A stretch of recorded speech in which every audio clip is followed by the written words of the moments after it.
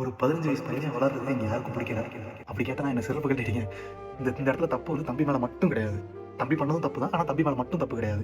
நீங்கள் ஒரு குறிப்பிட்ட ஃபாலோவர்ஸ் மேலே போயிட்டீங்கன்னா, நீங்கள் வந்து கண்டென்ட் கிரியேட் பண்ணி நீங்கள் வந்து ரைட் பண்ண வேணாம். உங்களுக்குன்னு ஒரு பிஆர் டீம் வருவாங்க. ஒரு கம்பெனியே வந்து உங்களுக்கு அப்ரோச் பண்ணுவாங்க. பிஆர் டீம் ஒரு கார்பரேட் கம்பெனி வந்து உங்களுக்கு அப்ரோச் பண்ணுவாங்க.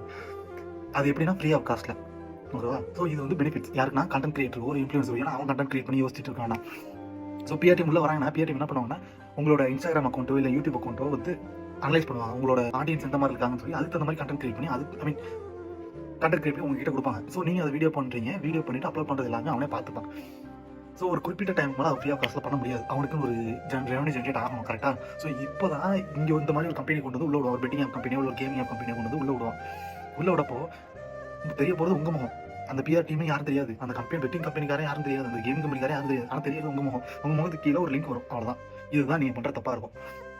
அந்த லிங்க் மூலியமாக ஒரு ஜென்ரேஷன் ரெவன்யூ ஜென்ரேட் ஆகிறத உங்களுக்கு இன்ஃப்ளூயன்ஸுக்கு ஒரு அமௌண்ட்டு, பிஆர் டீமுக்கு ஒரு அமௌண்ட்டு, இந்த கேமிங் கம்பெனிக்காரன் இல்லை பெட்டிங் கம்பெனிக்காரனுக்கு ஒரு அமௌண்ட்டுன்னு சொல்லி பிரிச்சிருவான். பிரிச்சுட்டு ஒரு 15% பிரிச்சிட்டான்னா 15% ஆஃப் ஷேரை இவன் எடுத்துட்டு 80% ஆஃப் ஷேரை இவன் கொடுத்துருவான். 75%, 80%, என்னவோ கொடுத்துருவாங்க. ஸோ எல்லாருக்குமே ப்ராஃபிட் தான். 3 பேருக்கும் ப்ராஃபிட் தான். ஆனால் மாட்ட போகிறது அந்த தம்பி தான். அந்த டீம் மாட்ட மாட்டான். ஏன்னா அவன் டேரெக்டாக சொல்லிட்டு போயிடுவான், நான் கண்டென்ட் கொடுத்தேன்னா உனக்கு இங்கே முடிச்சு அறிவுன்னு சொல்லிட்டு முடிச்சுட்டு போயிட்டே இருப்பான். ஸோ மாட்டுறது இங்கே தம்பி மட்டும்தான். புரியுதா? இதை புரிஞ்சுக்கிறதுக்கு டைம் ஆகும், கண்டிப்பாக டைம் ஆகும். ஆனால் வந்து இதுதான் இங்கே நடந்திருக்கணும் ஆக்சுவலாக.